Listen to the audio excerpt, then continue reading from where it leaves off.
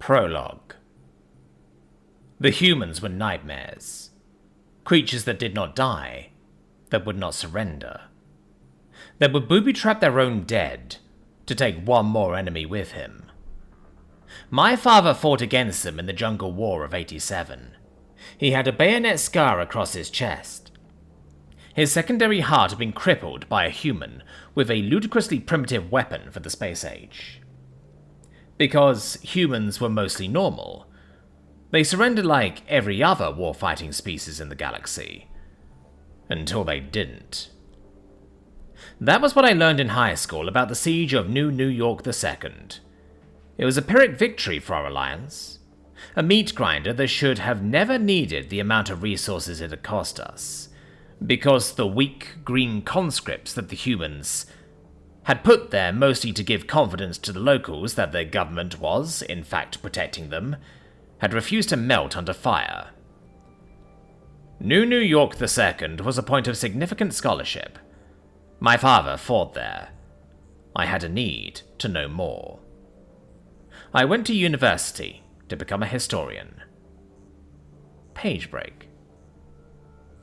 I was working part-time to make ends meet during my study. There was dual operating, and they hired me. I was hard up for money, so I applied. I didn't think they would say yes, but I applied to every job posted anyways. The owner was human. If you can't tell, I am not. Kept bitching and complaining about, turn up, do the fucking work, go home. Despite the fact that I half-assed everything, and kept daydreaming about my bright future with a bullshit degree from bullshit university, everyone's gotta be young and jaded at least once, right? When they have bills coming in, debt at the wazoo, and nothing but grog snack for breakfast, lunch and dinner. He was pleased with me. I was a student of history.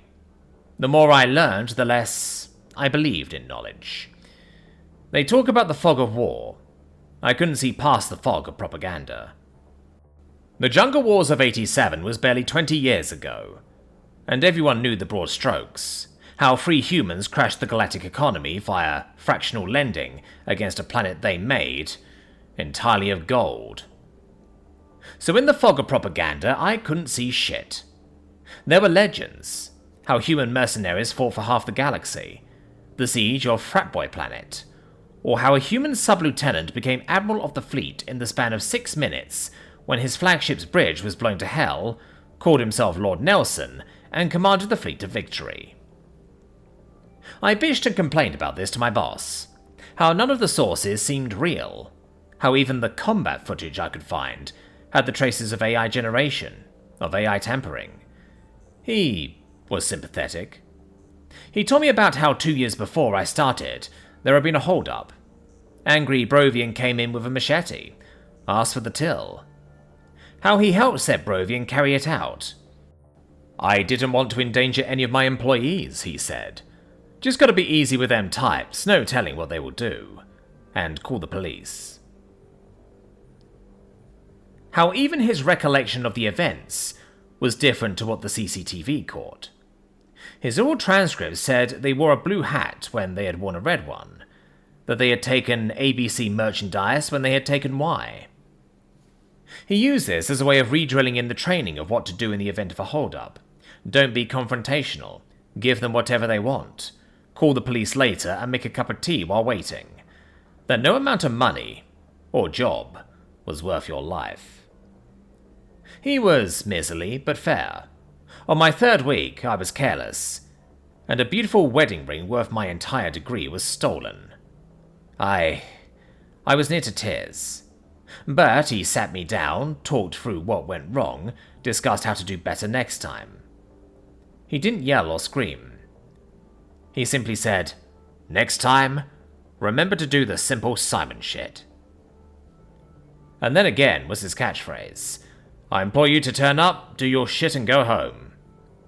It was like that phrase was a well-worn program in his head that never turned off, never deviated.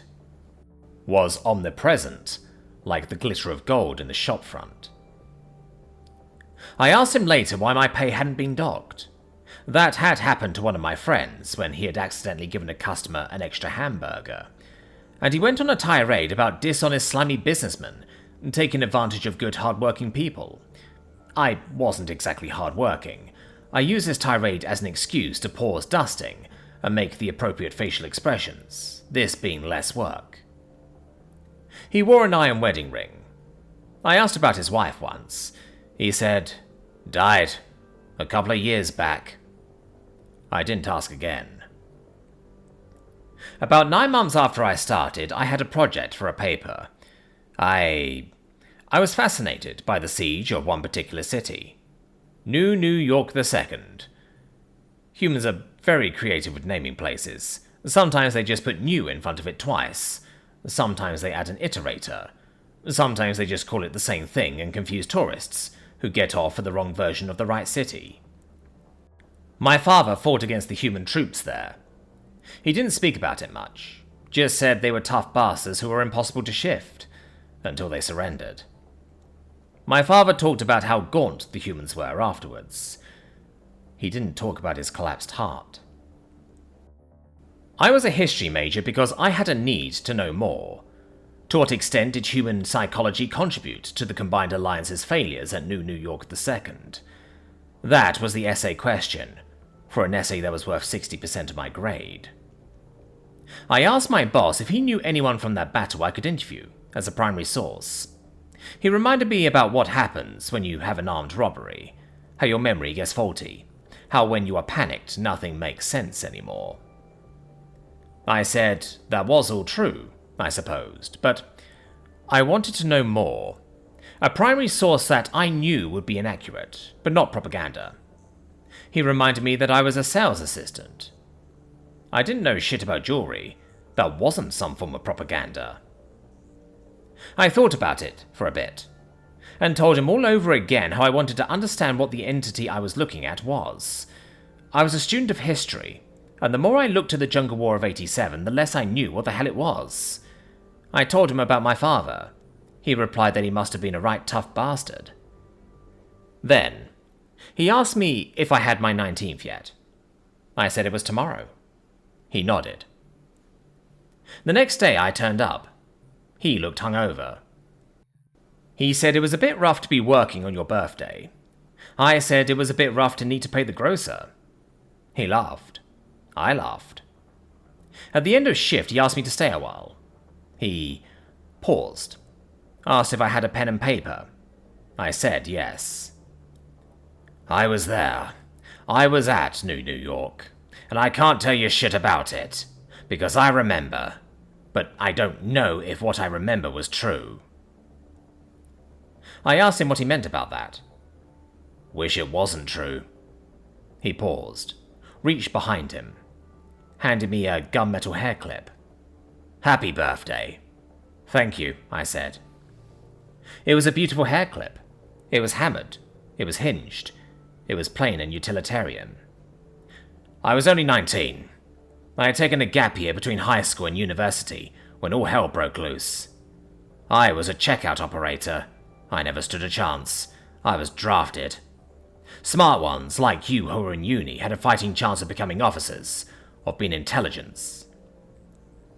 He took a breath. It was awe-inspiring. I could see he was shaking.